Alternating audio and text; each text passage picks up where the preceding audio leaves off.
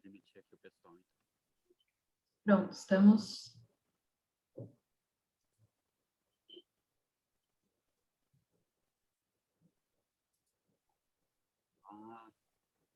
Patrícia, Augusto, Bernardo, bem-vindos. Oi, pessoal, boa tarde. Oi, pessoal. Boa tarde, pessoal, tudo bem? Boa tarde. Boa tarde, pessoal. Boa tarde a todos. Boa tarde. Oi, pessoal, boa tarde. Nós vamos aguardar alguns minutinhos só para ir autorizando as pessoas. Estamos aqui num grupo que se conhece, né? A gente está muito feliz com esse primeiro encontro do PPA Talks. É uma iniciativa aí que vem num momento muito interessante para a PPA, e é um prazer estar aqui com vocês, viu? Estou apenas aguardando aí mais uns 2, 3 minutos só para ver quem entra. Se alguém tiver alguma dúvida, quiser se apresentar, esse é um momento legal também. O chat fica disponível, a gente vai acompanhando, tanto para perguntas ou para reações. Acho que vou pedir também, para quem não tiver com o nome, com a organização que representa no nome, para renomear, só para trazer aí, assim a gente fica com essa clareza.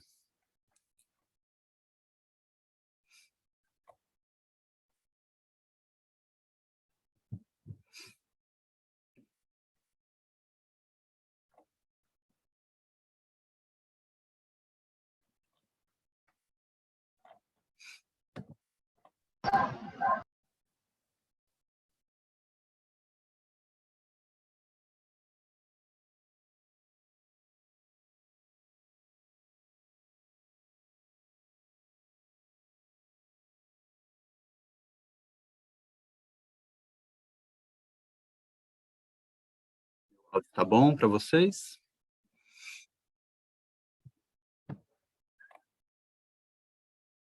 Legal. Muito bom, gente. Eu estou aqui acompanhando os possíveis participantes, né? Então, eu vou autorizando a entrada ao longo, mas eu já vou iniciar, né? A gente está feliz mesmo com esse primeiro PPA Talks. Ele vem num momento especial da PPA, né? A gente tem agora uma estrutura com novas gerências, em que a gente entendeu aí um grau de maturidade, né, para poder cada vez mais se aproximar, articular atores do ecossistema de impacto na Amazônia, reconhecer o papel deles, né, em diversas frentes de ação e, enfim, dar oportunidade também de se encontrar mais, de se articular mais, né, e o PPA Talks vem com esse intuito.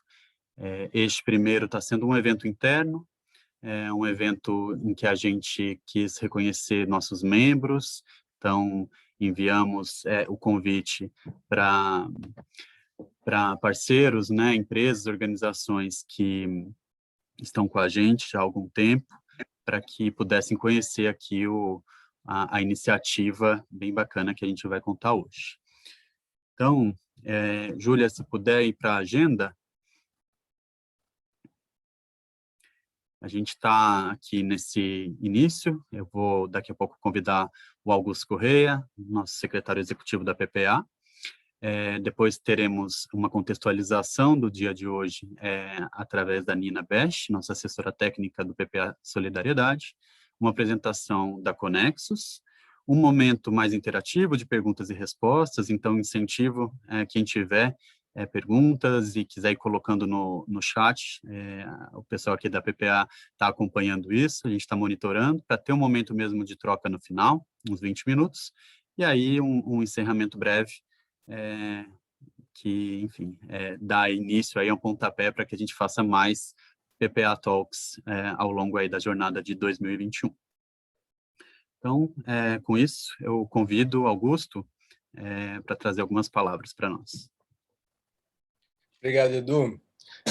Primeiramente, boa tarde a todos, né? Vejo que estamos em casa aqui, né? Então não precisamos de muita formalidade, não, que me deixa muito feliz, né? Porque a gente está expandindo a nossa rede, a nossa atuação, e a gente tem criado relacionamentos cada vez mais próximos, mais íntimos, né? Que permitem a gente desenvolver produtos, projetos com maior impacto, né?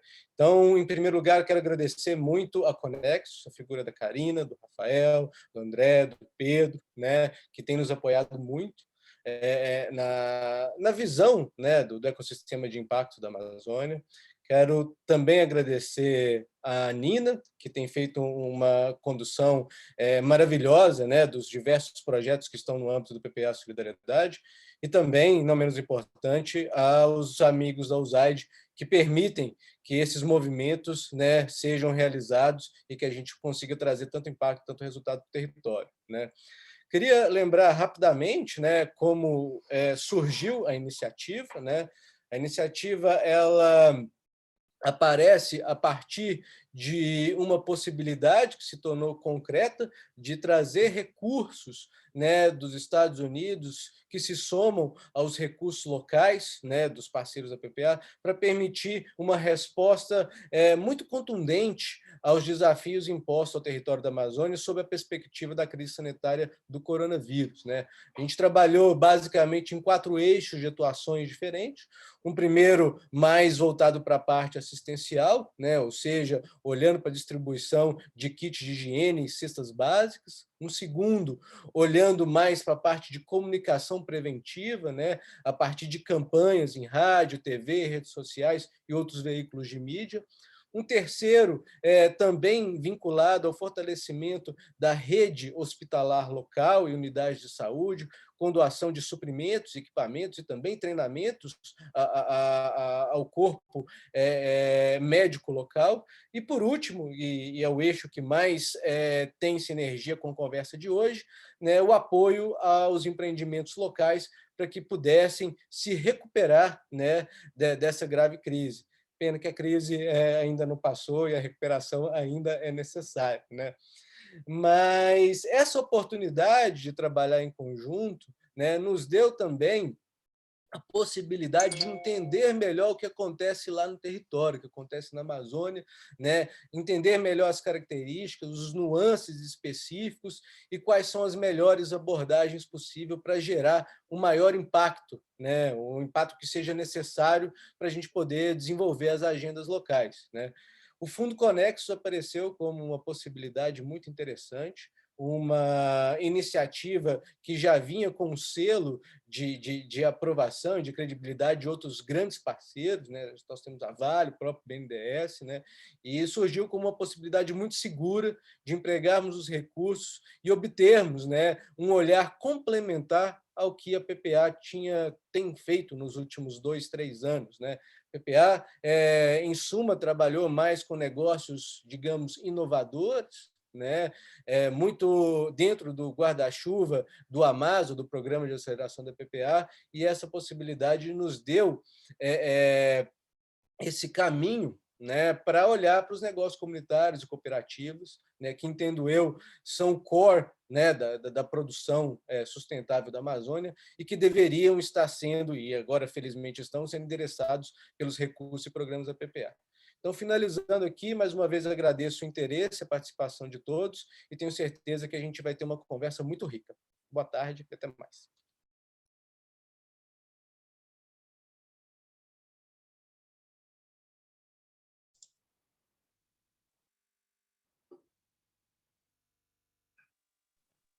Muito grato, Augusto.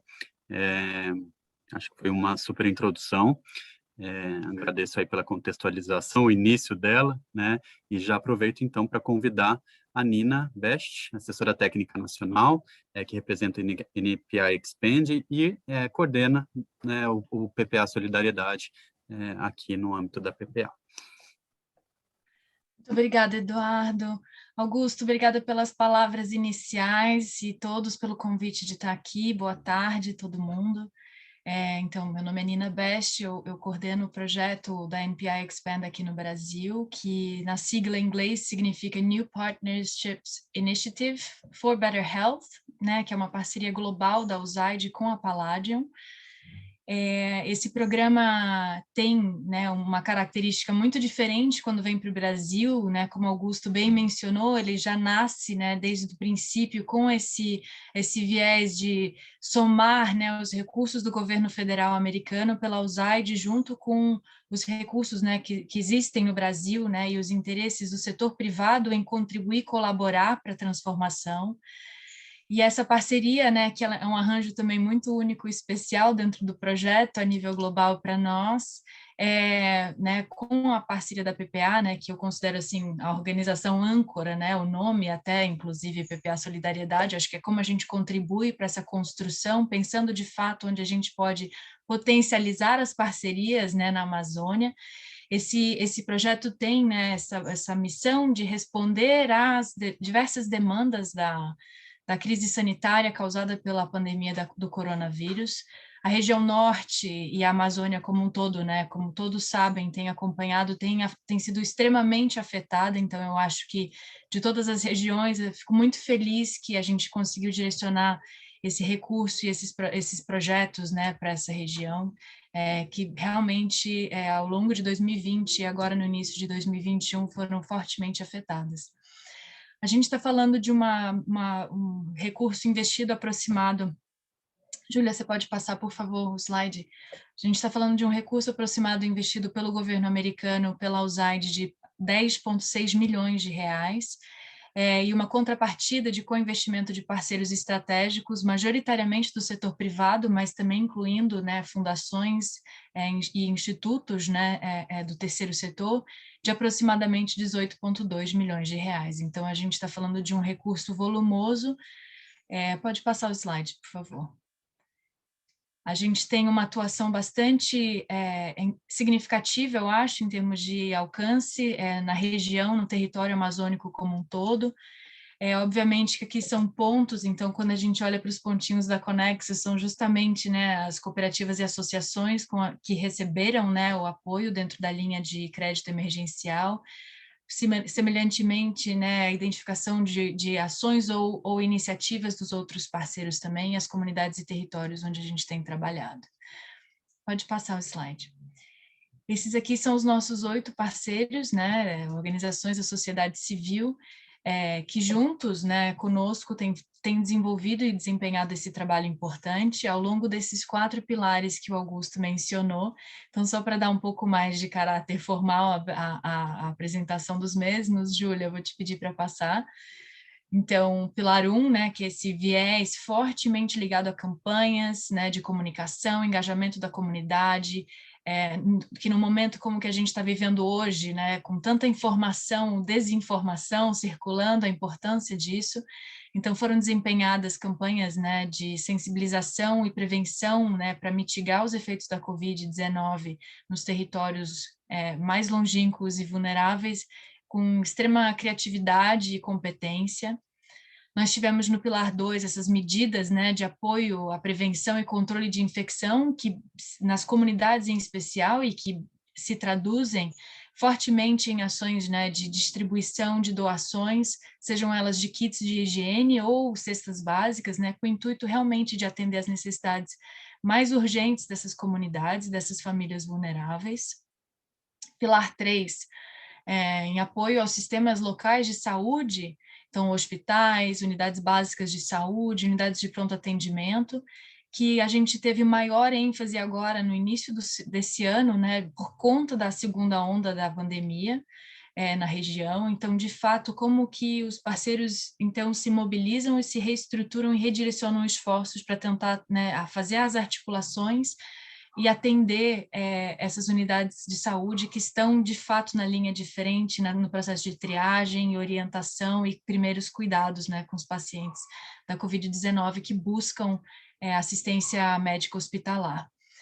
A gente tem, né, também aqui exemplos de doação de equipamentos, né, para equipar unidades de saúde, hospitais, e um trabalho muito forte, não só na distribuição de equipamentos de proteção individual, mas também de oxigênio terapia, estruturação de leitos de UTI e UCI, que têm sido muito importantes. Além de treinamento e capacitações que a gente nem imagina que seriam necessárias, mas que são, por exemplo, limpeza hospitalar, né, que a gente não leva em consideração, mas de fato a necessidade disso de treinamento e ensinamento, né, dos funcionários que trabalham nessa linha de frente também. E por fim, o quarto pilar, pode até passar o slide, Júlia, que é o pilar 4, que é o nosso pilar dedicado a crescimento econômico ou recuperação econômica, né, que é o momento, eu acho que a gente tem que usar esse termo, onde a gente tem a Conexus, né, como principal parceiro, apoiando, né, em co-investimento com diversos outros parceiros do setor privado e recursos próprios, inclusive, essa dinamização da economia a partir, né, de injeção de capital nessas associações e cooperativas na Amazônia, frente aos desafios da pandemia, né? Sejam eles sociais, econômicos, sanitários e o enfrentamento disso. E aqui eu acho que um elemento muito importante destacar dentro do projeto, a importância desse pilar, né, e essa parceria que a gente tem, é justamente que, assim, não é apenas um crédito, né, ele é um crédito com apoio, assessoria, né, um acompanhamento muito aprofundado, né, em relação às cooperativas e associações que fazem parte desse conjunto. A gente tem acompanhado desde o início o desafio que isso foi, né, executar esse projeto na região amazônica. E eu acho assim que o aprendizado que vai sair, né, desse trabalho vai ser riquíssimo. Então, vou concluindo aqui. Acho que a Karina e a equipe da Conexus, né, vão poder nos dar uma aula sobre tudo, mas eu realmente fico muito contente da gente tê-los, né, dentro desse conjunto de grantees do projeto e eles fazerem parte, né, desse grupo maior, né, dessa família maior que é a PPA.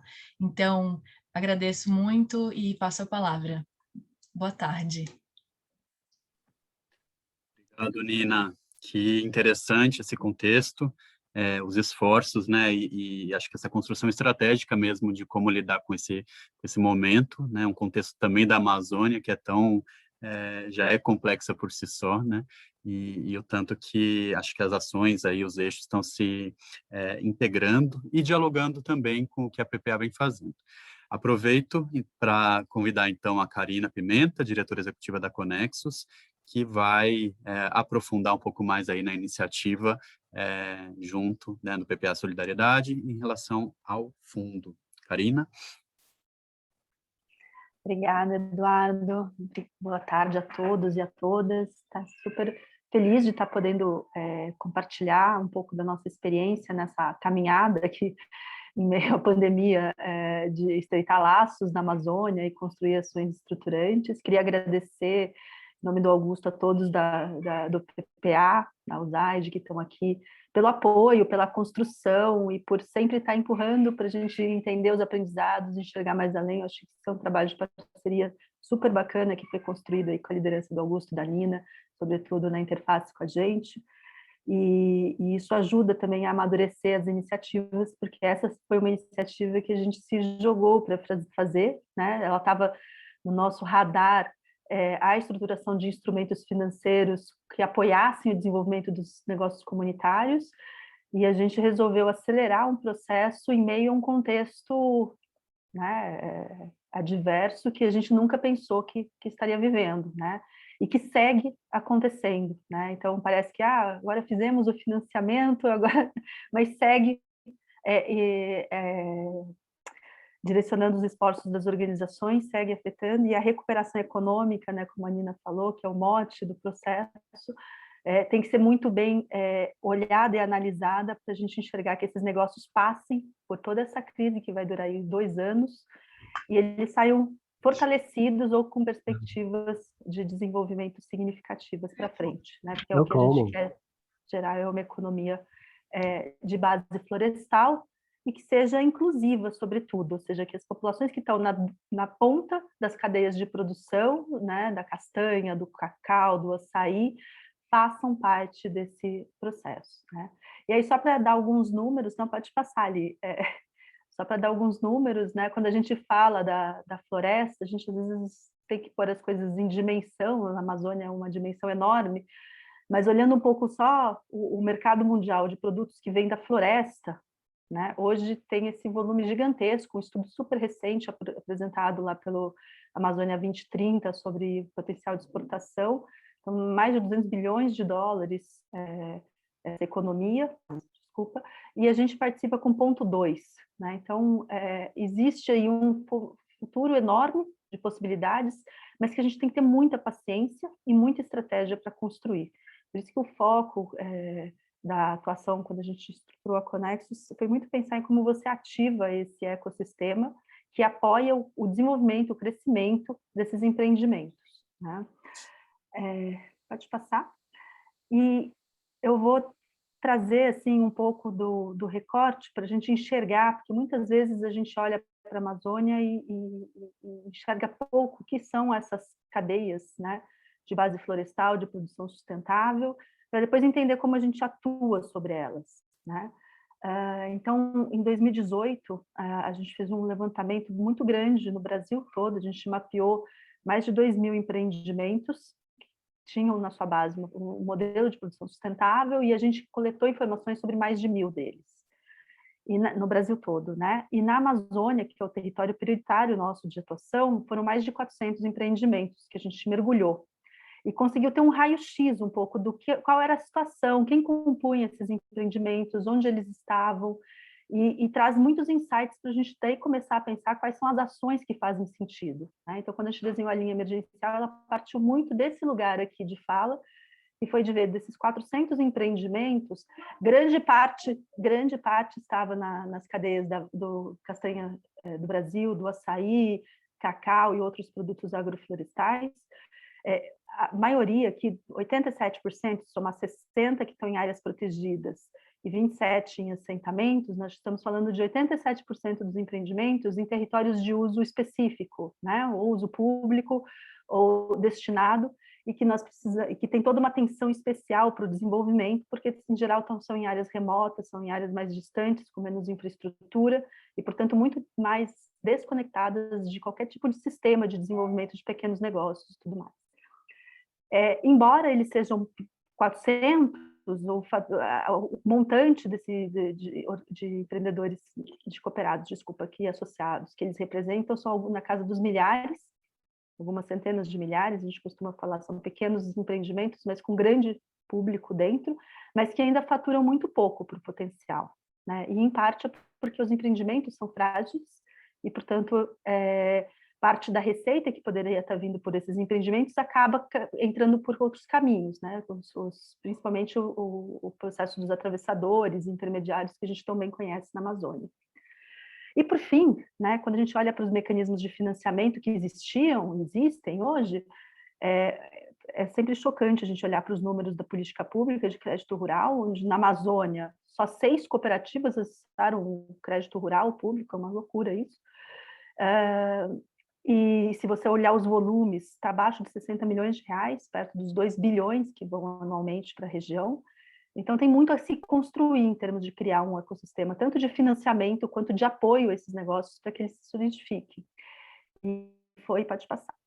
E foi um pouco com esse olhar que a gente construiu esse projeto no âmbito do PPA Solidariedade, que foi de mobilizar alguns dos instrumentos que, como Conexus, a gente estava desenvolvendo, como um fundo de financiamentos diretos para as organizações, uma plataforma de facilitação de acesso a mercados, que também é muito importante, ainda mais no âmbito da pandemia, onde tecnologia passou a ser utilizada por essas organizações pela primeira vez, né, e tem muitos desafios. E a gente olhou, né, para esse ângulo que está ali em cima, que a gente chama de soluções mais sistêmicas, que tem uma escala amazônica e muitas vezes uma escala nacional, e olhar como ela chega ali na pontinha do território, porque não adianta você trabalhar com um empreendimento isolado do seu contexto territorial, das suas redes de apoio, de relacionamento, e é um pouco como se diz, desse equilíbrio entre essas duas forças é que faz o sucesso das ações que você implementa. Pode passar. Eu vou continuar a apresentação mais olhando para os negócios comunitários, não tanto para todos os instrumentos que a gente trabalhou, porque no fim e ao cabo a gente quer saber o que acontece quando você introduz um financiamento no momento de crise para o empreendimento, quais estão sendo os desafios deles e como você cria estratégias de apoio e desenvolvimento, né? Então, eu vou focar mais a apresentação nesse ângulo. O projeto que nós fizemos juntos, como a Nina comentou, foi um projeto elaborado em nível Brasil, um plano de resposta socioambiental, construído entre a Conexos, o CNS, que é o Conselho Nacional dos Extrativistas, e a Unicafes, a União Nacional das Cooperativas da Agricultura Familiar, e foi um projeto que estruturou uma linha de crédito emergencial, né, com quase 9 milhões de reais, dos quais 3 milhões estão aplicados na Amazônia, né, e que chegou em 85 empreendimentos comunitários, dos quais 25 estão na Amazônia. Tá? E é muito bom que a gente fez isso no Brasil, porque daí a gente consegue enxergar quais são as diferenças, as nuances e as contextualizações que a gente precisa fazer para cada uma das abordagens. Né? Então, esse é um pouco do recorte, né, do que a gente tem hoje, essa linha emergencial que concede crédito 6% ao ano, portanto, uma taxa bem abaixo do que os empreendimentos tomam, né, eles tomam 3%, 4% ao mês. Então, você pode ter certeza que com essa estratégia eles tiveram condições de segurar um tanto da pressão econômica que eles estavam vivendo para poder se reorganizar. E o trabalho que a gente fez após a concessão de crédito, que está sendo fundamental, é de uma estruturação de uma assessoria em gestão de negócios que possa, a gente diz assim, criar as condições mínimas de ser gerenciado como um negócio. Né? Então, vai desde o princípio, da gente organizar a documentação, saber quem são os sócios, quem produz, quem está recebendo renda da organização, quem está gerando receita, qual é o parque produtivo, qual é o potencial, diversificar mercados, enfim, são várias frentes que a assessoria está se debruçando com eles em ciclos curtos de 3 meses, 6 meses de imersão em temas, para que ele possa gerar resultados concretos. Né? E até agora, é importante dizer, né, passados aí 6, 7 meses de operação das linhas, a gente tem perto de 3 milhões em carteira, acho que, Rafa, se você quiser me corrige aqui, mas acho que a gente ainda tem uns 2,5 milhões para receber, ou seja, é uma carteira muito recente de financiamento, dos 3 milhões emprestados, a gente recebeu perto de 600, 700 mil na Amazônia, aqui estou só fazendo esse recorte, e a gente tem projetado, né, a partir dessa experiência, um volume de inadimplência que a gente considera ainda como se diz? Abaixo do que a gente imaginava, tá? É óbvio que isso pode mudar e a continuação da pandemia, esse alongamento que a gente está tendo, pode impactar novamente mais esse número, certamente vai impactar. A gente tem feito inúmeras ações novamente emergenciais, mas a gente tem observado também o que gera a adimplência nessas organizações, que é a proximidade do contato, o controle financeiro conjunto, várias dessas atividades que são realizadas que vão criando um senso de gestão importante para você continuar. Pode passar.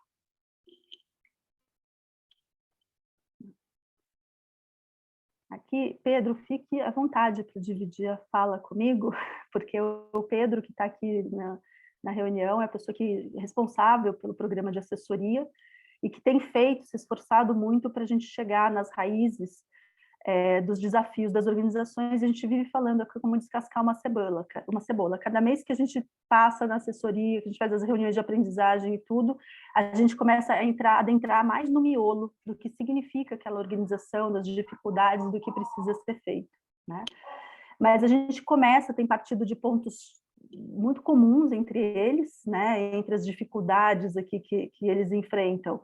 Então, o fato de estarem completamente fora do sistema financeiro, então, dizendo que se a gente não tivesse entrado nesse momento, provavelmente eles não teriam conseguido recursos em outros lugares, né, e teriam uma situação muito pior do que a gente encontra hoje, né. Eles têm, mesmo com a pandemia, mesmo com tudo que está acontecendo, tem um enorme desafio de oferecer uma proposta de valor para os seus cooperados, para os seus associados e para os produtores, que reduza a competição no território pelo produto deles. Então, se eu entrego açaí na cooperativa, na associação ou para o intermediário, às vezes não está fazendo muita diferença para eles. Então, por isso que é importante você focar na organização, no desenvolvimento dela como negócio, para que ela possa ter uma proposta de valor mais clara para esse cooperado. E um outro aspecto que também está nesse lugar de não conseguir ofertar tanto valor para o seu grupo de associados tem a ver de que eles têm uma baixa geração de caixa, é aquele lugar, você não consegue gerar caixa, você é quase um entreposto comercial muitas vezes, muitos deles trabalham com matéria in natura, e, portanto, você tem muito pouca margem de fazer qualquer coisa diferente do que achar um comprador, juntar uma compra e fazer uma entrega, né? Você processar, você oferecer assistência técnica, você fazer algum tipo de pós-colheita, de treinamento, de estrutura compartilhada, são todas ações que requerem ou geração de caixa ou um financiamento adequado para você fazer investimento na sua organização. E quando essas ferramentas não estão disponíveis, você fica meio que paralisado. E é o que a gente encontra em grande parte da Amazônia, né? E, por fim, a gente sempre fala a pandemia afetou os negócios, as pessoas têm um imaginário, mas não é verdade na alimentação, porque os preços estão subindo e as pessoas seguem comendo. Não é tão assim, porque a distribuição da demanda pela comida, pelo alimento, não é da mesma forma na pandemia e fora da pandemia. Então, muitas das organizações comunitárias, elas têm como mercado principal os mercados institucionais. E nos mercados institucionais, você teve uma mudança muito grande dos contratos, e isso afetou grandemente as receitas delas. Parte das organizações que estão beirando a inadimplência na Conexus, no fundo, ou já estão inadimplentes, tem a ver com contratos, expectativas que eles tinham de retomada da entrega da merenda escolar ou do programa de aquisição de alimentos, e isso se rompeu agora no início com o crescimento da pandemia, e você tem aí, quando você achou que você ia respirar, começar a ter o fluxo financeiro, você passa a não ter. E isso é do lado assim, do contexto chegando neles, mas do lado de dentro tem todas as dificuldades, não vou me adentrar aqui muito, senão a gente poderia falar horas por elas, mas as questões de gestão financeira, contábil, os produtos de baixo valor agregado, e às vezes não porque eles não têm o potencial, mas é porque eles não estão regularizados, não têm as certidões, não fazem, então, às vezes tem desafios um pouco mais burocráticos que precisam ser endereçados, a questão da estrutura de precificação e tudo. E, por fim, tem algumas organizações que realmente elas têm riscos de estarem completamente fora do setor e serem multadas ou terem sua instituição interditada. É legal dizer essas coisas para vocês enxergarem que quando a gente selecionou as organizações, melhorar esses pontos não era ponto de partida como é no setor financeiro. Ou seja, se não tem uma contabilidade boa, eu não vou conversar com você. Se você tem uma certidão irregular, sei lá, no Ministério da Justiça, eu não vou conversar com você. Para a gente, isso é ponto de chegada do nosso trabalho de assessoria, ou seja, construir essas condições para que eles estejam no mercado não é o ponto de partida, mas sim o ponto de chegada. E acho que isso faz uma enorme diferença em pensar o setor para a Amazônia. Porque na Amazônia é essa a realidade que a gente encontra. Então, construir essa jornada de desenvolvimento é fundamental para que você tenha um outro estágio de organizações e não no amanhã ou daqui a 1 ano, mas daqui a 5 anos. E é uma jornada de desenvolvimento que vai acrescentando camadas e vai sendo possível você mover esse ciclo. Pode passar? E aí, falando um pouco do que a gente também enxerga aqui de oportunidades nesses empreendimentos, primeiro é que a gente olha para as cadeias em que eles estão, às vezes o volume de produção, não necessariamente que eles estão obtendo ali, que eles estão comercializando, mas que tem ao redor deles, que tem potencial de minimamente se investir, se estruturar, é muito grande. Qualquer cálculo que você faz, você vê que é possível, com um trabalho organizado, você gerar um impacto naquele território, agregar mais produtores, melhorar a produtividade do que está acontecendo, diversificar os produtos que são comercializados, sobretudo para não focar só numa cadeia e ter uma geração de renda num pedaço, numa safra específica, mas diversificar. Então, essas são todas questões que a gente enxerga que o trabalho de assessoria e o crédito tem que se enfocar, né? Além disso, um outro aspecto que às vezes passa despercebido, porque a gente foca no negócio, e quando a gente fala de negócios de impacto, a gente sempre olha o negócio individualmente, sei lá, a mandioca, não sei o quê, a cooperativa. Mas, na verdade, o que a gente tem visto que é um fator de sucesso para esses negócios é quando eles encontram no seu local um ambiente mínimo de parceiros, de organizações que complementam e ajudam a desenvolver aquele ecossistema, mesmo que pequeno, mesmo que frágil localmente. Então, falta de ter um instituto tecnológico, falta de ter um parceiro de apoio, falta de ter um Sebrae atuando por perto, enfim, todas essas coisas, elas compõem um ambiente mais propício para que esse empreendimento prospere, né? E essa também é uma parte da abordagem que, para desenvolver negócios comunitários, você precisa incorporar nos modelos. Não dá para olhar a organização. Não é como um programa assim, de aceleração ou de incubação tradicional. Ele tem que ser pensado no seu contexto, né? E, por fim, embora muita gente, né, todo o esforço que a gente tenha é para mudar o perfil dos mercados e diversificar, que eles venham para os mercados privados, que eles abrem redes em comércio eletrônico e tudo isso, segue sendo fundamental estruturar e consolidar o acesso deles aos mercados públicos.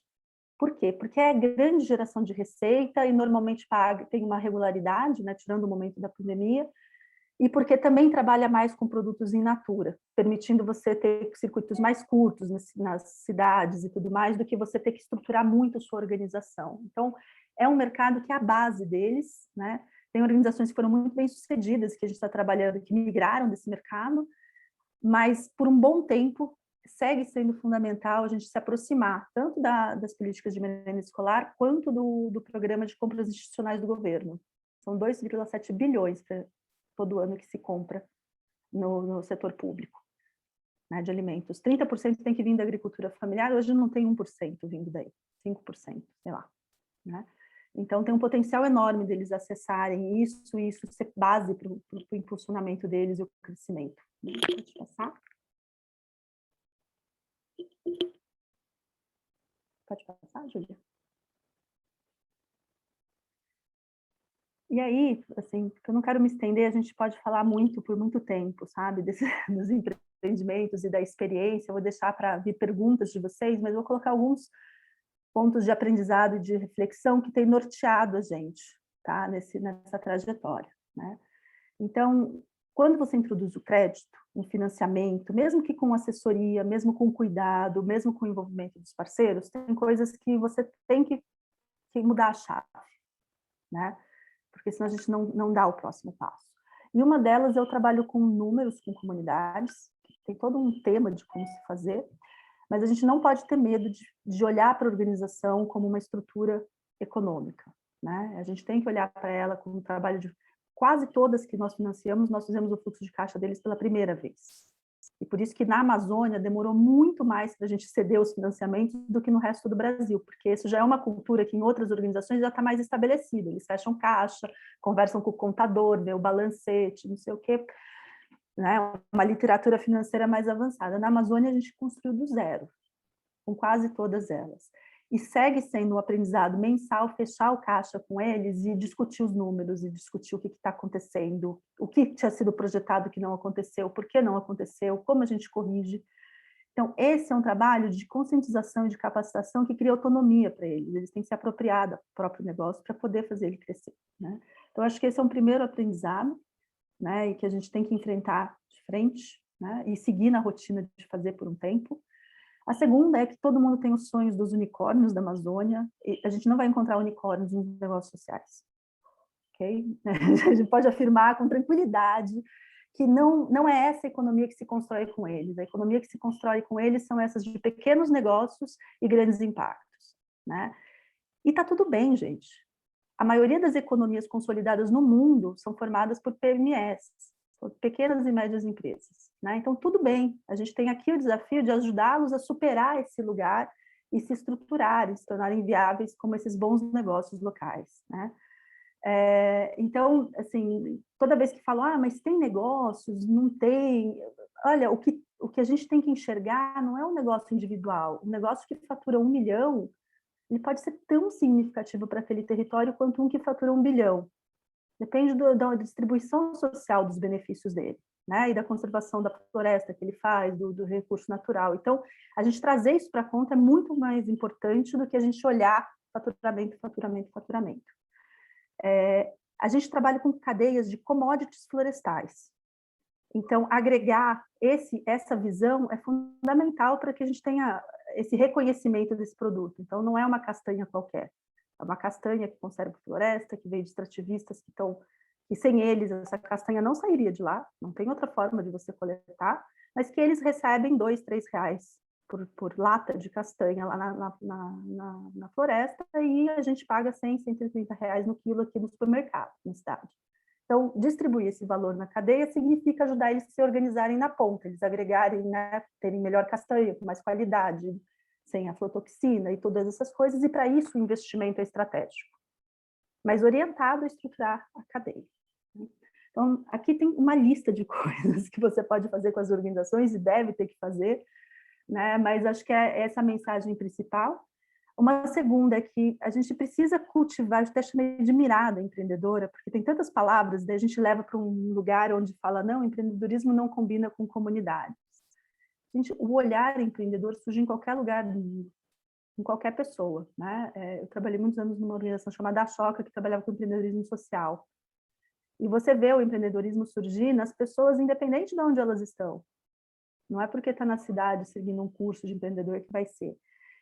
O olhar de empreendedor é aquele olhar que faz acontecer, aquele que agrega parceiros, aquele que enxerga capacidades onde não tem, aquele que persegue o interesse. Então, são todas as capacidades que as pessoas das comunidades têm para fazer. E, em geral, você enxerga as lideranças fazendo. Então, ajudar a fortalecer os quadros de liderança, juventude que está querendo pensar diferente, tem um conflito com a geração mais velha que criou as organizações.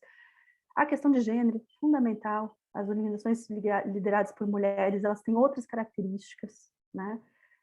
Então, são temas que a gente não pode deixar passar, mas tem que achar o jeito de trabalhar com esse público, que é distinto, sim, do que a gente enxerga nas cidades, tá?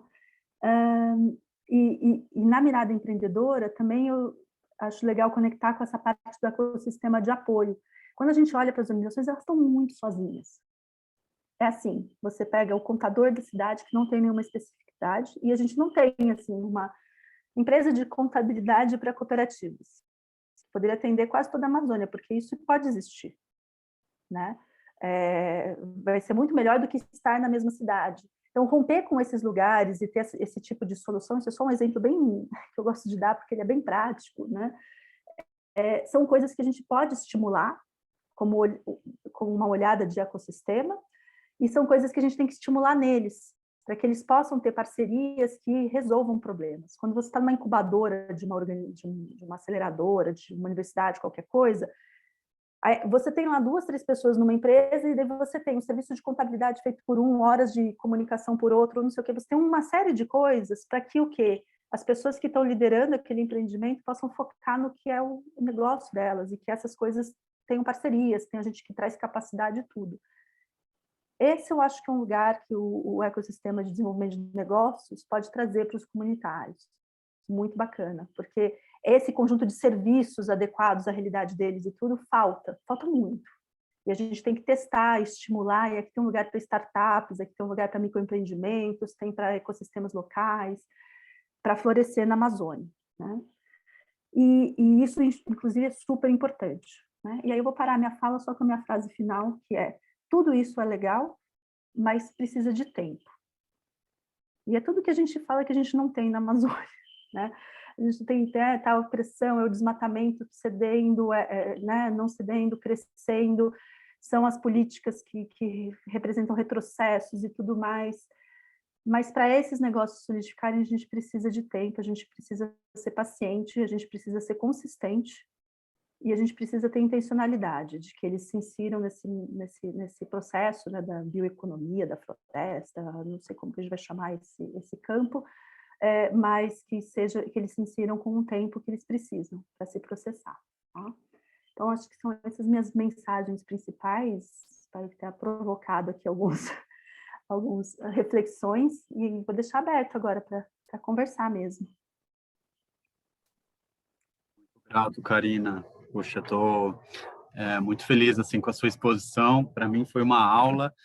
Várias questões me vieram assim dos trabalhos que eu estou me envolvendo dentro dos grupos temáticos e da própria PPA, olhando aí para próximos passos. E, enfim, super incentivo, gente, que a gente aproveite bastante agora esse momento de troca, em que estamos num grupo, né, conhecido aqui, mas com muitas pessoas e muitas boas perguntas, né, e acho que é bem especial a gente ter essa oportunidade mesmo. Então, eu vou até pedir, Júlia, se puder parar de isso, assim a gente consegue se ver, acho que fica mais pessoal, né?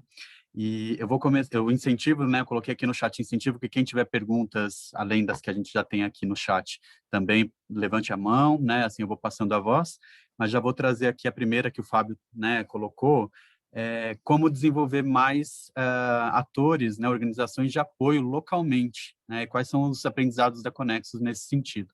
Acho que esse é um tema bem bacana para a gente olhar sobre a perspectiva local da Amazônia. E aí, quem quiser, né, trazer contribuições, é só ir falando.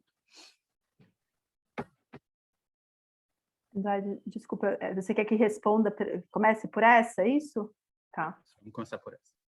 Eu fui aqui o chat para passar um olho, acho que o Rafa também, vou dividir minha fala com ele, porque eu estou vendo outras perguntas aqui do fundo, especificamente, que ele é a pessoa mais capacitada para dar as informações.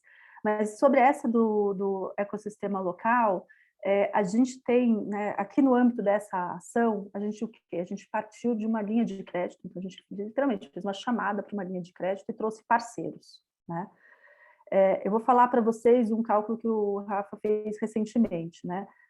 A gente selecionou organizações que tinham parceiros locais e que nós temos uma relação estabelecida com essas parcerias, sei lá, com a Unicafes, ou com o ICV, ou com o ISA e tudo, ou mesmo com uma empresa, como a Natura, né?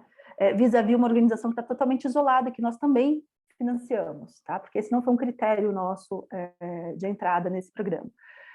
E a gente vê que, a taxa de inadimplência é mais baixa, onde você tem organizações de apoio atuando junto com os negócios. Não tem que ter medo, assim, porque a Conexus apoia a Campax, o Imaflora apoia a Campax, a TNC, a gente acorda entre nós quais são os diferentes apoios, o que a gente está fazendo, e a gente tem que ter uma visão comum, né? Isso acontece e tem que acontecer, e é importante.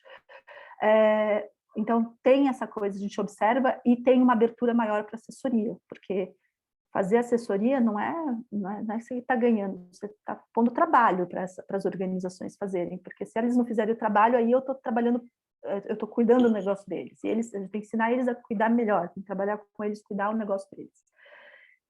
Então, o que a gente tem feito? Esse é no programa do PPA, mas nos nossos trabalhos de desenvolvimento de negócios, que a gente faz ciclos que não são associados ao crédito, o crédito entra como uma parte, uma das estratégias, é premissa nossa de chegar num território com uma organização que está lá, né? Então, pode ser o ICV, pode ser o IOV, pode ser a Rede Giral, pode ser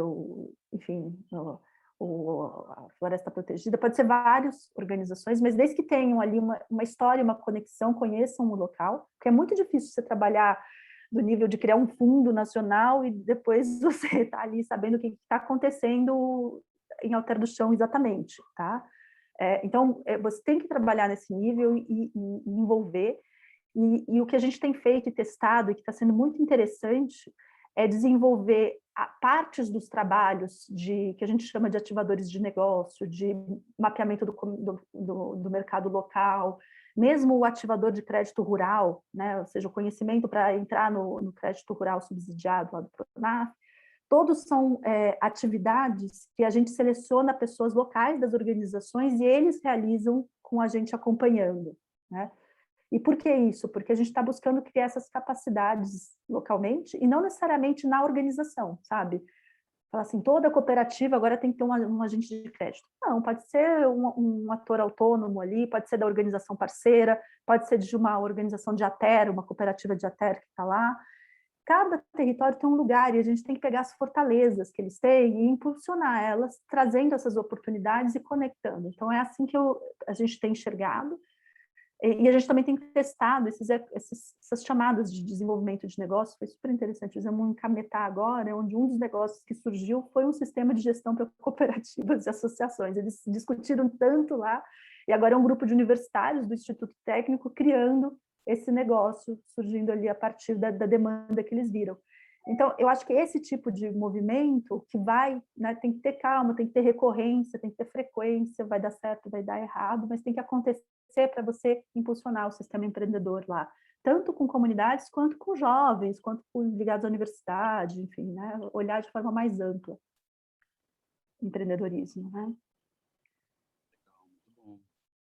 Rafael, você quer trazer alguma questão nesse sentido ou dar uma sequência aqui nas perguntas? Posso ajudar dando sequência nas perguntas também, Uhum. aproveitando o tempo que a gente tem. Tem uma segunda pergunta aqui do Fábio. Tudo bem, Fábio? Quanto tempo? Fábio, você perguntou com relação ao fator tempo, né? E se o apoio que a Conexus ela oferece para esses negócios comunitários, né? Se ele está alinhado com outros perfis, né, de empreendimentos, se eu entendi bem o que você perguntou aqui, tá? Então, assim, primeiro, acho que esclarecimento que é importante, a nossa entrada, vamos dizer assim, nesses negócios que foram mapeados no Desafio Conexus, foi principalmente através do custeio de produção, que é um tipo de financiamento mais simples, entre aspas, mais conectado com a realidade dos produtores locais, né, os produtores agrícolas e florestais, e que permite com que a gente tenha uma aprendizagem de crédito. Isso ajuda a responder as próximas perguntas que vêm pela frente também. E o que é uma aprendizagem de crédito? Para organizações que nunca acessaram crédito ou que acessaram de forma inconsistente ou pontual, né, soluções financeiras, para elas é muito importante, dentro do processo de educação financeira, dentro do processo de formação de gestão, de formação financeira desses empreendimentos, poder tomar crédito e ter uma boa experiência de crédito. O que é a boa experiência de crédito? É aquele crédito que você paga, que você honra o compromisso, que você, portanto, constrói uma boa relação com o financiador, e isso te abre portas para você aumentar, né, o tamanho do financiamento que você pode conseguir com esse financiador, inclusive ampliando o escopo do financiamento, de um capital de giro, por exemplo, para um capital de investimento, né? Então, entendo que a interconexão com o sistema, né, de inovação e empreendedorismo, ele vai se dar muito a partir da construção de compartilhamento de valor nas cadeias produtivas, né? Então, realmente na produção dessas conexões sustentáveis que a Conexus visa construir dentro do ecossistema. Eles são mais um ator, né, que está chegando aí importante, um conjunto de atores que estão chegando com força através dessa tendência, né, do desenvolvimento da bioeconomia, das tecnologias na Amazônia, e a gente está, sim, fomentando a criação desses elos e sinergias com os negócios comunitários. Se consegui responder a sua pergunta, mas depois, se eu não respondi, por favor, se puder complementar a pergunta, eu agradeço. Com relação à próxima pergunta aqui, se vocês me permitem, eu já gostaria de endereçar a questão da inadimplência, tá, Patrícia?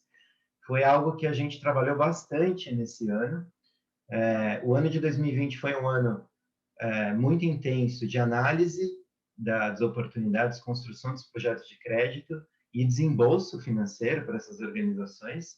O ritmo desacelerou no começo do ano e a gente focou muito mais no acompanhamento desses negócios através da assessoria e também na análise dos dados da carteira, tá? Então, a taxa de inadimplência, ela, para negócio de crédito, ela tem um viés prospectivo, ou seja, a gente precisa ter a capacidade de fazer uma provisão de perdas, que é a famosa PDD, que os bancos usam, tá?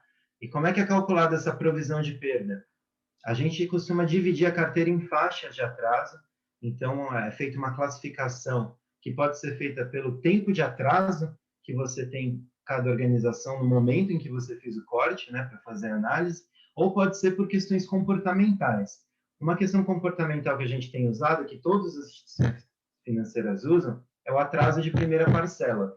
Tá? Então, para cada faixa de atraso e para cada marcação de comportamento que você tem em cada organização que faz parte da sua carteira, você tem um percentual de perda que você provisiona. Então, para quem está atrasado mais de 90 dias, até 180, hoje a gente está provisionando 70% de perda. Para quem tem mais de 180, que não é ninguém, porque a carteira é nova, né? É 100%. Mas a partir de 90 a gente tem poucos casos, mas a gente já tem.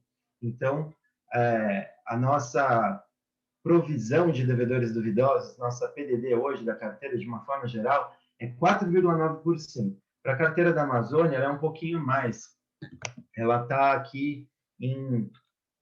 desculpa, aqui eu vou só verificar. 5,8%. Foi o número que eu pus lá, 5,8%. 5,8%.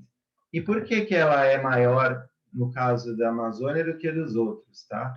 Sem tirar conclusões precipitadas, o que a gente está vendo é que, proporcionalmente ao restante da carteira, a carteira da Amazônia, ela tem mais atraso. Então, por ela ter mais atraso, a nossa provisão de perda é maior, tá?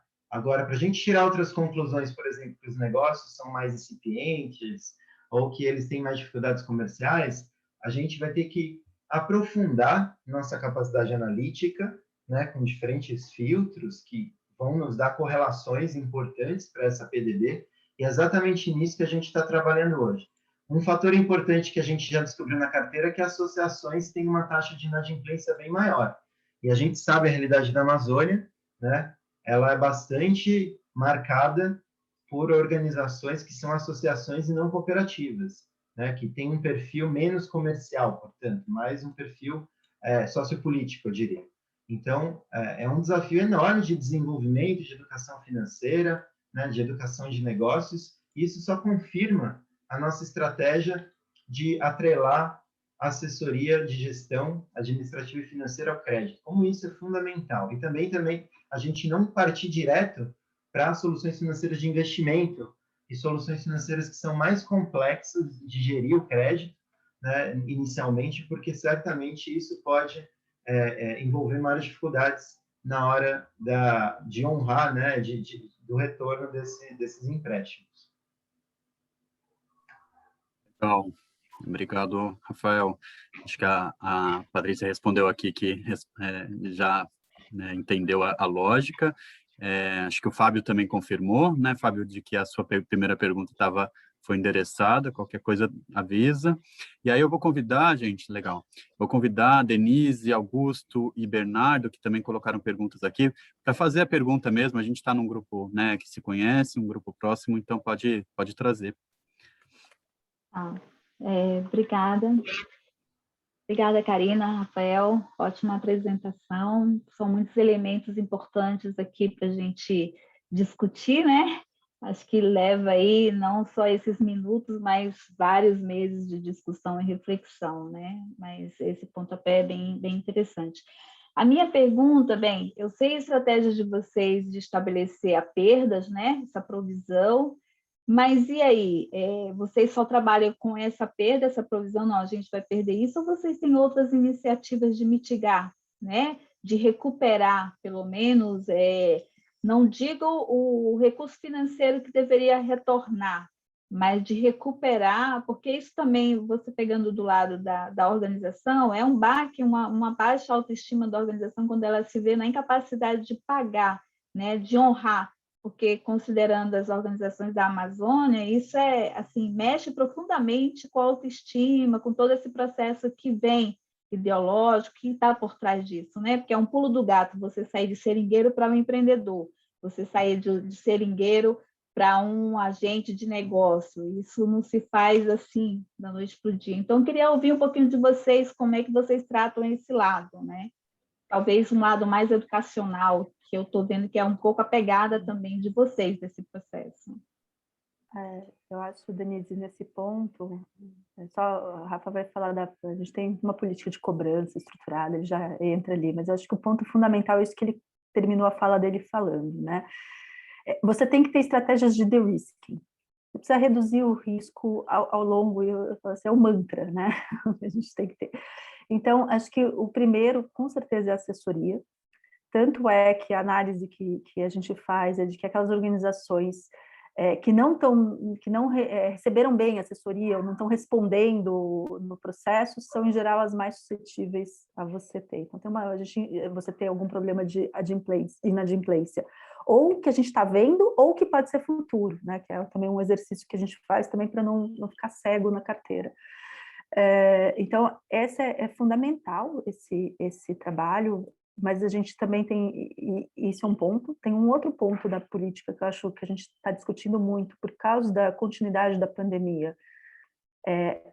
Assim, a gente vê organizações que estão muito impactadas, né? Tem uma, para mim, que é assim, uma de Castanha, que tinha a presidente da cooperativa era uma indígena mulher, e ela faleceu. Processo. Então, assim, assim, não existe, não vou fazer um sistema de cobrança em cima disso, né? A gente, essa flexibilidade, a gente tem que entender que a gente está aprendendo uma parte, mas o que vai, eu vou deixar para o Rafa, ou deixa para ele, a gente está mergulhando nas causas raízes da inadimplência. Porque quando a causa raiz tem a ver com esse contexto, a gente renegocia, a gente, né, olha, tem que ser mais paciente, a gente vai ser, a gente, né? Porque o nosso intuito não é gerar os juros que está ali ou pôr um Serasa para cobrar 10%, sei lá, 20% e reaver qualquer dinheiro. Nosso interesse é que eles aprendam e vejam que isso é um impulsionador do negócio. Então, se a gente também é insucesso para nós, quanto para eles, né? Então, acho que esse é um ponto, mas daí eu vou deixar, porque a gente tem feito muitas políticas de renegociação nesse momento, por conta da pandemia continuar, sobretudo. Queria complementar a Karina, dizendo que a gente está numa segunda onda de pandemia, né? Então, a linha emergencial ela foi uma resposta à primeira onda, e agora, com análise de dados, principalmente, e com todo esse conhecimento que a gente vem adquirindo através dos assessores, né, que estão no dia a dia com as organizações, a gente está conseguindo ter uma atuação mais efetiva com relação às renegociações e ajustes ao planejamento do cronograma de pagamento, vamos dizer assim, desses empréstimos, tá? E como é que a gente fez é um framework, eu acho que para a nossa política de crédito, que é bastante inovador, porque, enfim, é muito diferente do que as instituições financeiras normalmente fazem, né? E isso porque a gente tem assessoria, que eu diria que é o grande diferencial, tá, da nossa operação de crédito com relação à operação comum, ou mesmo, né, um fundo de investimento de impacto. E a gente, então, tem um critério que acho que é muito importante, além, né, de identificar as causas do atraso, que é o nível de responsividade à assessoria.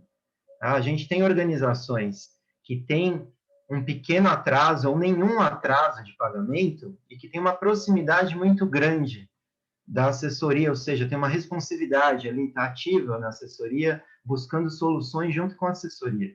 Esse tipo de organização, ele vai ter uma facilidade, né, na renegociação dos seus prazos de pagamento, né? Vai ter mais alongamento, vamos dizer assim, de forma não automática, obviamente, tá? Porque a gente precisa qualificar essa necessidade, né? Se é devido a uma externalidade, né, uma causa válida para a gente fazer esse alongamento de prazo de pagamento, mas é uma organização em que a gente pode ter um grande impacto de fazer um alongamento de prazo, porque você tira uma pressão, né, que está vindo por conta de uma segunda onda da pandemia daquela organização. Isso faz com que ela consiga honrar vários outros compromissos que ela tem, inclusive com os produtores, né? Porque se a gente apertar muito, em alguns casos, a corda acaba estourando no produtor. Então, a gente tem que tomar muito cuidado.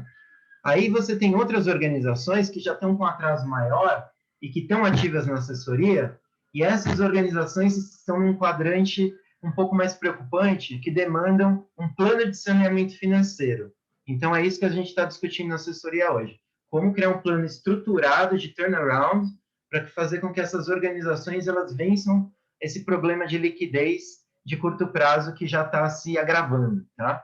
E aí você tem um outro grupo de organizações que nos preocupam mais, que são organizações que não respondem às nossas ligações, né? Que a gente perdeu o contato e essas organizações, realmente a gente vem discutindo como que a gente pode ajudá-las, né, a sair dessa situação, porque é uma situação comportamental que é ruim, porque se ela for replicada para outras instituições financeiras que são muito mais rígidas que a Conexus, que a CX, isso certamente leva à resposta que a gente já conhece, que é a negativação, que é a judicialização dos contratos de empréstimo, e eu acho que a Conexus ela tem uma posição que ela dá uma chance para a organização, inclusive dá a mão para a Conexus poder ajudar a situação dela, e se ela não quer abrir um canal de comunicação com a gente, que é uma minoria das organizações, dado o nosso portfólio, mas existem,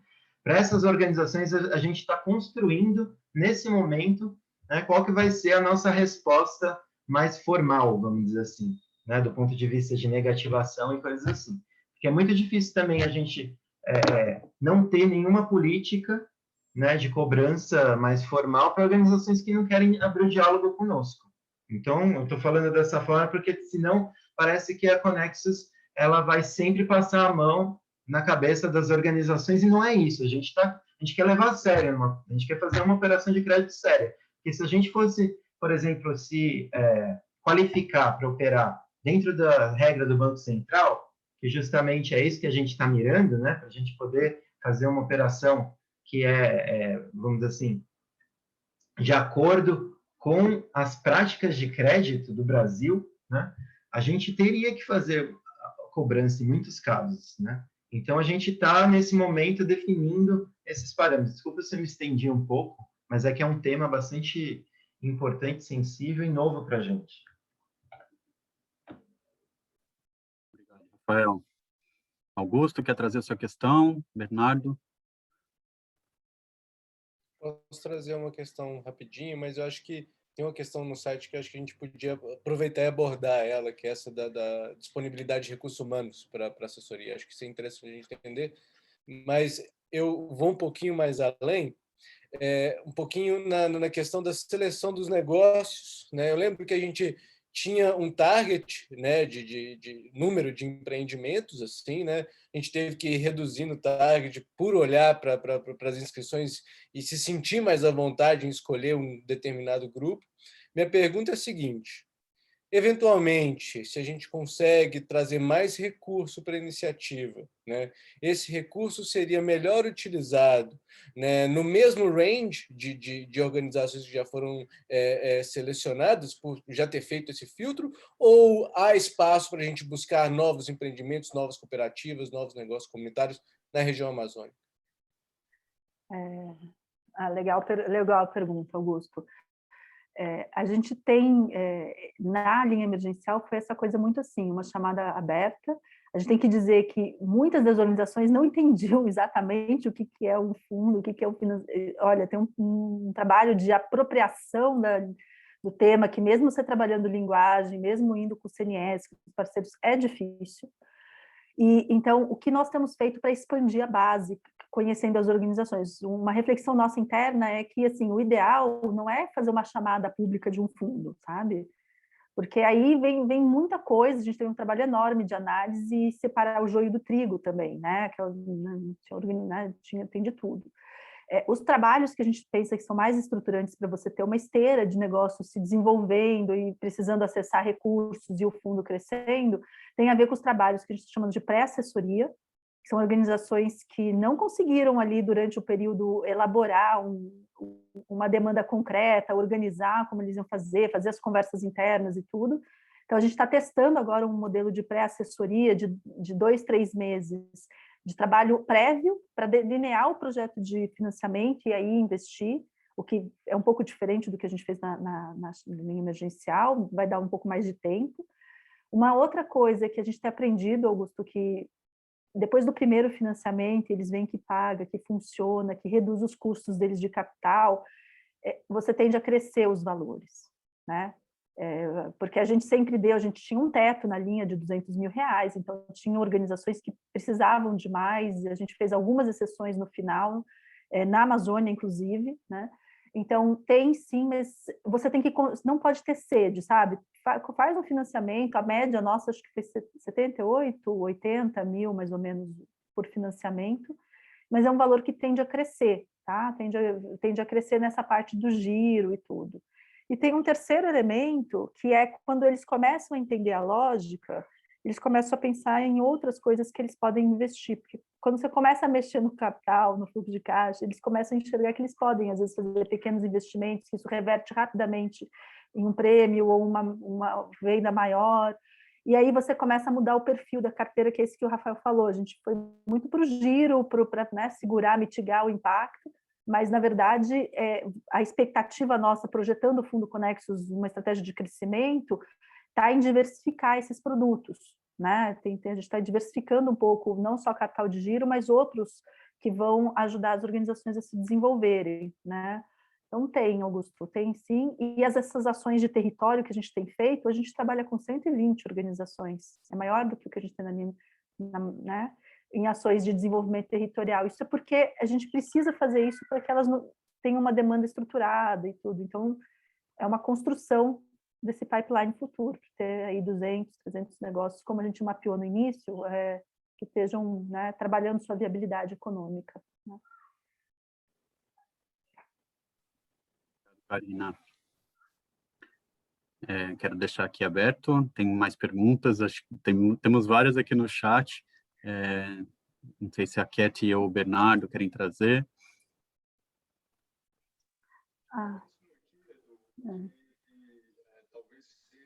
Seu volume está muito baixo, Bernardo. Melhorou agora? Não, ainda está baixo. Tá, então vamos para a Catherine, depois eu vou tentar arrumar aqui. Legal. Cat, se puder... Tá bem. Ok. Não, eu acho que a Karina já respondeu a minha primeira pergunta. Era só para entender melhor qual é o nível de acompanhamento, não é? Em termos de pessoal e os custos disso, não é? Imagino que os assessores têm que estar nas áreas onde estão as comunidades, não? E as cooperativas, etc. Então, não sei, talvez duas perguntas. Se é difícil conseguir assessores e se são recrutados localmente? E outra pergunta é a última que eu coloquei aí, que é se os custos desses assessores são incluídos nos empréstimos ou se são subsidiados. Obrigada. Não, é legal explicar como que a gente montou, Catherine. Primeiro, né, para a linha emergencial, a gente montou uma rede de assessores que não está no território. Eles estão fazendo assessoria remota, até porque a gente está com uma política sem mobilidade. A gente construiu uma plataforma online com uma empresa da Amazônia, ali de Belém, que chama Conecta, tem trabalhado por lá o acompanhamento da assessoria com as organizações. É surpreendente como eles têm ido bem, tá? Tirando, assim, algumas que, principalmente as de terra indígena, foram as que a gente teve mais dificuldade, mas tirante, quase todas elas estão acompanhando. Eu estava até procurando aqui um indicador, a gente tem no nosso boletim, não sei, Rafa, você tem aí, mas acho que 70% não tem problema, tem um número, a gente não tiveram problema de usar a internet conosco. Então, a assessoria, nesse momento da linha emergencial, está sendo remota, tá? Dentro dos programas nossos de desenvolvimento territorial, nós estamos formando assessores locais. E eu imagino que, no futuro, essa rede que a gente está formando localmente vai reduzir, a gente vai ter um outro equilíbrio, né, entre o que a gente está fazendo agora, que é o modelo para o momento Covid, e o que a gente vai poder fazer com essa rede que está surgindo em cada um dos territórios que a gente está mergulhando. Né? Então, essa é uma construção de médio prazo nossa. Tá?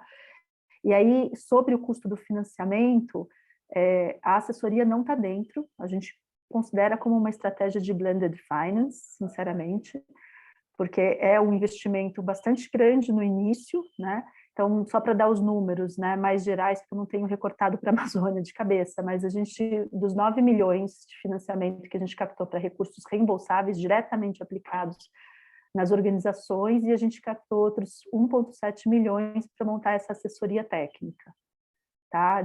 Tanto de gestão quanto de comercialização. Então, aí dá mais ou menos uns 20 e poucos % de proporção, né?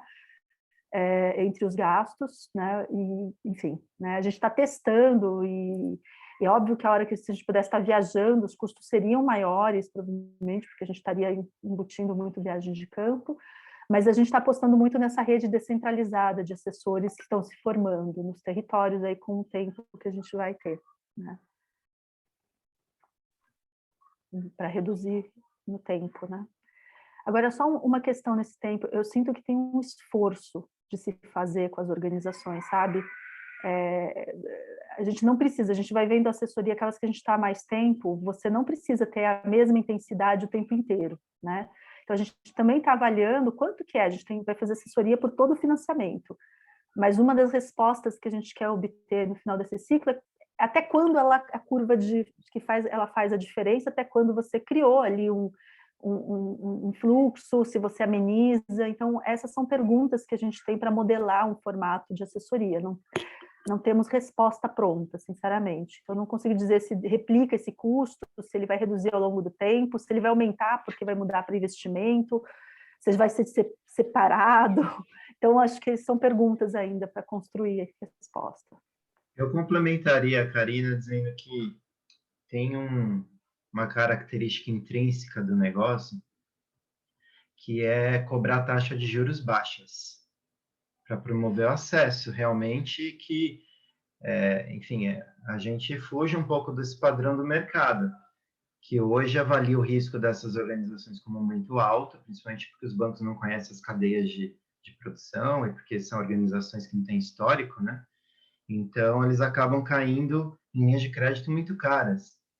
E aí, como é que a gente pode financiar uma assessoria técnica tão individualizada, né, tão customizada para a necessidade dessas organizações, com, né, vamos dizer assim, uma receita financeira que não paga minimamente a inadimplência da carteira, que é isso que a gente tem hoje, margem bruta negativa na nossa operação de crédito. Tá? Do ponto de vista de negócio, é um negócio que depende ainda, né, de vamos dizer assim, aportes da filantropia de risco, tá? Intrinsecamente aí. Futuramente, se a gente conseguir buscar outras formas de monetização dos serviços ecossistêmicos dos produtores, né, ter algum tipo de cessão desses serviços, a gente poderia pensar em começar a custear a assessoria, mas é algo que está distante ainda, né? Hoje a gente depende da captação de recurso filantrópico para a gente pagar a assessoria, e claro que isso retorna numa taxa de inadimplência menor, né? A gente não tem ainda uma forma de cálculo para poder fazer atribuição causal, né? Que tipo de intervenção que a gente faz na assessoria que causa qual o percentual de redução de inadimplência? A gente não tem essa metodologia ainda, né? Para esse cálculo. Ele é difícil de fazer, porque é uma ação preventiva, tá? Mas, certamente, se a gente pudesse fazer um grupo de tratamento e um grupo de controle, a gente veria. Só que a gente não quer deixar nenhuma organização que recebeu recurso através da CX, da Conexus, né, sem assessoria nesse momento para fazer o grupo controle. Mas certamente a gente poderia fazer, por exemplo, com organizações que a gente não está apoiando hoje. Acho que fica aí até uma ideia, né, para a gente poder avaliar a eficácia da assessoria na redução da inadimplência. Mas certamente o impacto que a gente está vendo é muito grande. E daí só o ponto final nesse tema, que eu acho que esse é um tema muito chave, sabe, no coração da estratégia, né? A gente está fazendo um outro teste com a Unicafs, que já tem uma estrutura mais voltada para negócio, trabalha com cooperativas de crédito, né, da Cresol, de estruturar na Unicafs uma parte de assessoria, porque eles já têm, né, essa prática, eles têm as federações, então a gente está enxergando também nos parceiros, isso que eu acho importante, que é de ecossistema aí, assim, não ser uma coisa direta, uma coisa, a gente ter várias soluções, porque não tem uma forma de se fazer, né? Então, com eles a gente está testando isso para a Amazônia, vai fazer um teste ali em Rondônia e no Amazonas, de estruturar na Unicafs essa assessoria de negócios. E é interessante porque traz essa compartilhamento de risco do veículo também. Não é só o fundo Conexus ou a Conexus, a Unicap se sente parte também desse processo, e as cooperativas, portanto, que são associadas também. Né? Então, acho que esse tipo de construção ela é bem importante. A gente tem a mesma conversa com Origens, por exemplo, porque acho que são elos que você vai construindo, e, no fundo, o instrumento tem que ser desse conjunto, para que possa, de fato, exercer mais compromisso e tudo mais. Né? Então, acho que tem essa construção de rede aí que a gente está apostando também para frente. Interessante. Bernardo, melhorou a conexão aí? Me diz. Agora sim. Pessoal, não, assim, eu queria voltar naquela... Eu gostei muito da analogia que a Karina fez, né, que é essa história de pequenas empresas e grandes impactos, né? E eu acho que aí é um dos grandes desafios que a gente tem, né? Como a gente demonstra esses impactos para além do número de atendidos, né? A área, né, manejada, etc. Então, eu queria saber como é que vocês estão pensando essa questão, se é uma questão para vocês, e como agregar isso às metas dessas organizações, né? Desses projetos. Então, metas de curto e médio prazo, né? Então, minha pergunta é essa, Cândido. Não, muito legal, Bernardo, a pergunta, porque sabe que essa é a gente acorda pensando nisso, né, Conexus, né, porque essa é a nossa hipótese de impacto, de que fortalecer esses negócios você gera resiliência nos territórios, com geração de renda e conservação de florestas, né. Esse link, tirando a hipótese e o que a gente conhece experimentalmente, esse link não tem evidências ainda. Então, outro dia eu falei com o Fábio e com o Augusto, né, numa dessas conversas, e a gente está postando esse ano, a partir dessa experiência, que agora a gente tem dados e informação para gerar, uma parte da resposta tem que vir um pouco de olhar para as evidências, né? Então, o pessoal da assessoria está construindo um olhar sobre a base produtiva das organizações com eles, porque é uma informação que deveria ser do empreendimento, não tem que ser do fundo Conexus, nem da Conexus, nem de ninguém. Eles têm que conhecer a base produtiva deles para entender qual é o impacto que eles estão gerando. A hipótese de que aquilo gera resiliência no território, reduz pressão sobre desmatamento, faz melhor uso dos recursos, são coisas que a gente precisa verificar em loco. Né? Por exemplo, nós concedemos financiamento sem visitar os empreendimentos. Né? A gente conhece muito deles, já conhecia, já tinha visitado, né? Nos cercamos de muitas informações, mas essa é uma questão que a gente tem que trabalhar. Né? Então, acho que esse é um primeiro ponto para construir melhor argumentos que hoje a gente não tem para mostrar que o impacto desses empreendimentos e o que a gente pode agregar. Né? A gente tem tido discussões, o Rafael trouxe um pouco da questão do carbono, não sei o quê, eu falo assim, muitos têm se provocado, já escuto de várias organizações falar, será que a gente consegue mostrar o preço diferenciado de se produzir numa floresta, mostrando esse impacto, incluindo isso como um prêmio de preço? Eu falei, não sei, a gente pode testar. Eu acho que aqui tem um campo de testes de hipótese, Bernardo, não tem uma resposta única. A gente quer olhar isso, a gente vai ter já tem um sistema de monitoramento socioambiental, agora a gente vai esse ano desestruturar o de monitoramento espacial, para ver isso na paisagem e enxergar assim, aquela cooperativa com 200 produtores produzindo X, o que aquilo significa naquele território, no desenho que ele tem. Né?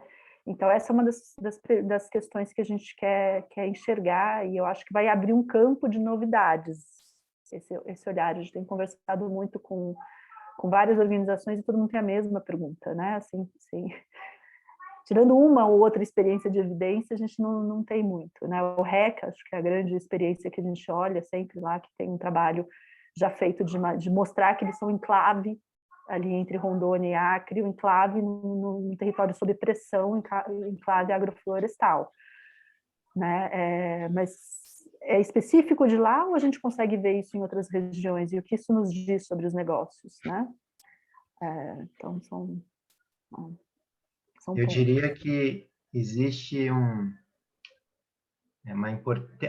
acho importante a gente ter duas dimensões de olhar para impacto. Né? Uma é o do fortalecimento das organizações, né, da maturidade das organizações como negócio.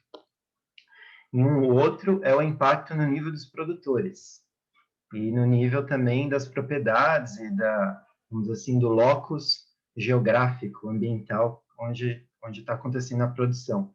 E esse, para nós, é um pouco mais complexo, um pouco mais difícil, porque é indireto, né?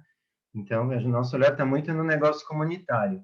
Então, a gente tem que fortalecer esse negócio comunitário para que ele se torne cada vez mais preparado para fazer a comercialização, mas também para fazer a organização dos seus associados, da sua rede de produtores, né?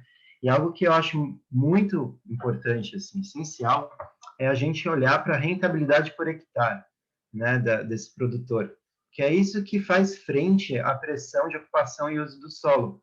Porque se ele está conseguindo ter uma rentabilidade por hectare que é superior ao arrendamento para a pecuária, por exemplo, isso é um grande, vamos dizer assim, estímulo, né, para que aquela pequena propriedade ela resista às pressões de anexação, vamos dizer assim, daquela área por um grande produtor da região. Isso está acontecendo no RECA, por exemplo, né, que a Karina citou. Então, através da diversificação da produção, né, e principalmente da agregação de valor da produção desse pequeno produtor, ele consegue uma rentabilidade por hectare que é superior à da pecuária, que é superior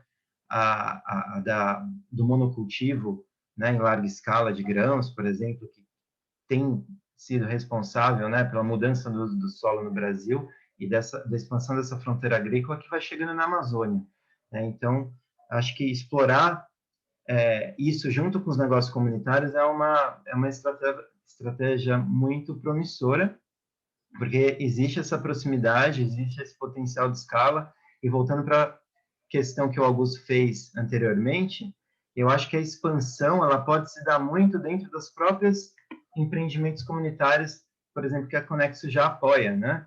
Então, tem essas duas estratégias, de apoiar mais empreendimentos, mas também dos próprios empreendimentos, eles crescerem sua base de associados e crescerem o volume de comercialização e produção dentro dos próprios associados que eles já têm, né? Então, tem várias dimensões de expansão do negócio comunitário que normalmente não é muito explorado porque ela envolve muito desenvolvimento de capacidades técnicas gerenciais, né, e também de produção e de produtividade, e de organização da base de associados dessas organizações. Isso tudo está sendo trabalhado na assessoria também. Eu acho que eu queria só pôr eu estava procurando aqui o dado nisso para pôr no Bernardo que me faltou na fala.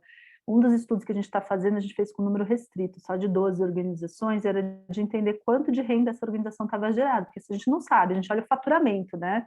Mas aquele faturamento, ele se converte em quanto de renda para o público? E para quantos associados, né?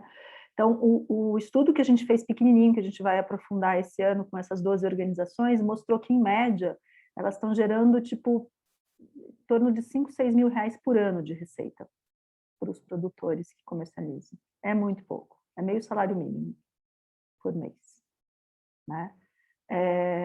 E não é que essas pessoas ganham isso, né? Eles vendem para intermediários, eles vendem para outros, então a associação não captura o potencial que esse produtor. Então a gente está agora fazendo estudos nesse sentido, Bernardo, de enxergar também qual que é o impacto que a organização gera na renda do produtor, porque isso que o Rafael falou é verdade, para ele conservar aquele território tem que estar vindo renda da atividade, né? E se ele enxergar mais vindo da pecuária do que do SAF agroflorestal, ou for muito difícil fazer o SAF, ele vai seguir na pecuária, né? Então, modelar isso é uma das questões. Então, a gente está mergulhando um pouco nesses números, também para trazer um pouco mais de evidência onde a gente mexe, mas, por exemplo, a gente já está trabalhando por conta deles na questão da concentração de venda, ou seja, você tem, sei lá, 100 produtores numa cooperativa, 100 cooperados, mas só 20 representam 80% das vendas. Você enxerga coisas como essas. Então, na verdade, é uma cooperativa que está beneficiando 20, não é 100, né? Então, como que a gente faz? Por que os outros não estão? É porque o Rafael falou, eles produzem outras coisas que não são vendidas, priorizadas nessa cooperativa, eles vendem. Então, essas são. Aí que a gente fala, descascando a cebola. A gente tem que ir mergulhando nessas questões para enxergar onde são as destravas que você faz para gerar um efeito mais sistêmico no conjunto das populações que estão ali. Então, mas falar que isso precisa de tempo. Vou voltar à minha frase final lá. Precisa de um pouco de tempo para entender bem o ângulo que você vai trabalhar isso. mas ainda assim faz mais sentido trabalhar com negócio comunitário do que a gente individualmente com cada produtor, né? Porque realmente eles estão lá no território, eles são história, tem todo um lastro, né, territorial, e que uma organização de fora, que vem de São Paulo, do Rio, de qualquer outro lugar que não é do local, vai ter muito mais dificuldade de conseguir fazer essa articulação, né? É um ecossistema muito complexo no território. E o negócio comunitário, ele tem um local privilegiado no território, porque ele é formado pelos produtores que estão lá, né? Eu acho que essa é uma mensagem importante. Legal. Antes de eu fazer o encerramento aqui, vou só fazendo o gancho com essas últimas falas, né, da questão do tempo e a questão do apoio aos negócios comunitários. O Fábio pediu uma indicação aqui de qual seria um tempo mínimo, né, de duração de um programa de aceleração, apoio aos negócios comunitários. Vocês têm uma Vou frustrar o Fábio ao falar para ele que a gente trabalha com o mínimo de 18 meses, porque os nossos trabalhos, os primeiros 3, 4 meses é desenho com o território local, porque a gente parte desse lugar, tem que sentar com a organização, com os atores locais e montar uma coisa que faça sentido e depois seguir com o programa localmente, que normalmente trabalha com 10, 15 organizações num escopo territorial definido, multicadeias. Vocês têm um cadeia-chave, mas em geral multicadeias. Fazendo um gancho com a palavra do Bernardo aqui no chat, né, que pontos interessantes e sinergias já foram vistas, que a gente possa seguir nessas conversas. Eu também achei que foi muito interessante as trocas, dá para ver diversos papéis, assim, né, de trabalhar em plataforma, trabalhar em rede. Recupero também, acho que uma fala que eu ouvi hoje no lançamento da plataforma do GIF, né, de que o capital filantrópico, assumindo alguns riscos, ele destrava diversas outras agendas, né? Então a gente falou um pouquinho disso hoje, já falei sobre isso com a Nina também em outros momentos, recuperando a fala da Nina também no começo sobre a importância da capacitação, tanto, né, de como faz a limpeza de um hospital, como de como se mantém a cultura empreendedora. Acho que esse é um ponto importantíssimo, assim, a gente olhar o aspecto humano. Que bom que tem a plataforma, né, o Conecta, e que está funcionando, né? Acho que isso endereça também uma questão da conectividade que o Augusto trouxe no chat também, né?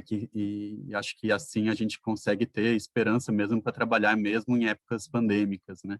Então, com isso, eu agradeço, gente, a participação. Acho que foi muito rica a nossa troca, que a gente vai ter mais, né? Hoje foi um belo teste, e é isso. Um bom final de semana para todos. Se alguém quiser dar um tchau, acho que é um momento legal também, até de tirar uma foto. Se todo mundo puder abrir as câmeras, eu faço um print aqui. Eu queria só agradecer a Nina e ao Augusto. A gente tem estado bem próximo aí nesses meses, aí, esse ano. Eu queria agradecer pelo acompanhamento de vocês. Tem sido importante para a gente, inclusive, organizar um pouco as entregas, assim, as narrativas e também ajustar a nossa prática, assim. No começo, eu confesso que era muita demanda, assim, mas depois eu comecei a olhar, assim, de fora e ver, nossa, teve um impacto importante no trabalho, sabe? Eu queria agradecer ao olhar de vocês, o acompanhamento, as ideias que a gente vem trocando nesse processo, tem sido bem importante. E ainda não acabou, hein, Rafael? Não conta para ele, não, Nina. Ainda não acabou. Ela tá no final, né? Não. Mas eu digo acompanhamento, né? Porque eu acho que é isso, a gente ainda tem que explorar algumas coisas, mas tem sido muito bom mesmo para nós também, né, Augusto? Um aprendizado a cada dia, assim. Isso fortalece muito o nosso trabalho. A gente cresce como organização, como projeto e como profissional também. Então, é uma troca muito justa. Muito bom, gente. Até a próxima PPA Talks, então, gente. Bom final de semana. Bom, até já. Abraço, Tchau, gente. obrigada, Obrigada. parabéns. Tchau, obrigada, gente. Tchau, gente.